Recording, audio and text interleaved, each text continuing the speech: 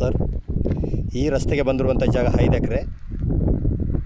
ಇದು ನಂಜನಗೂಡಿಂದ 18ರಿಂದ 20 ಕಿಲೋಮೀಟ್ರ್ ಆಗುತ್ತಾ. ಮೈಸೂರಿಂದ ಒಂದು 45 ಕಿಲೋಮೀಟ್ರ್ ಆಗುತ್ತಾ. ಟಿ ನರಸೀಪುರದಿಂದ 22 ಕಿಲೋಮೀಟ್ರ್ ಆಗುತ್ತಾ. ಇದು 5 ಎಕರೆ ಬಂದಿರುವಂಥ ಜಾಗ ಈ ರಸ್ತೆಗೆ.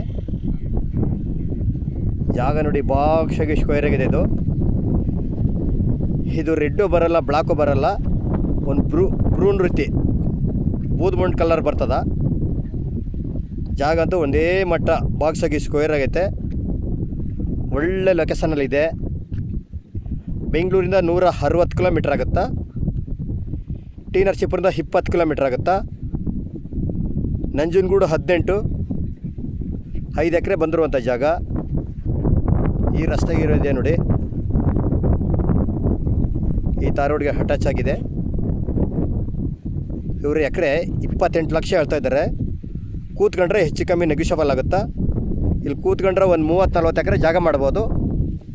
ಈಗ ಆಲ್ರೆಡಿ 5 ಎಕರೆ ಬಂದೈತೆ. ಜಾಗ ಮಾತ್ರ ಸಖತ್ತಾಗಿದೆ. ಒಳ್ಳೆ ವಾಸ್ತುಕ್ಕೋಸ್ಕರನೇ ಐತೆ. ಇದು ಬ್ರೌನ್ ಕಲರು, ಬೂದ್ಮಣ್ಣು ಬರಲ್ಲ, ಬ್ರೌನ್ ಬರ್ತದ. 5 ಎಕರೆ ಒಂದೇ ಬೌಂಡರಿ ಐತೆ ನೋಡ್ರಿ.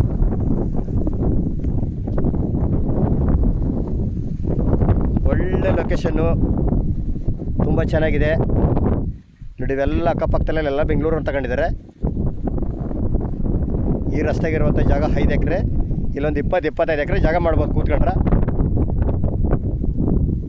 ಇವ್ರು ಎಕರೆ 28 ಲಕ್ಷ ಹೇಳ್ತಿದ್ದಾರೆ. ಕೂತ್ಕೊಂಡ್ರೆ ಹೆಚ್ಚು ಕಮ್ಮಿ ಆಗುತ್ತಾ, ನೆಗೋಷಿಯಬಲ್ ಐತೆ.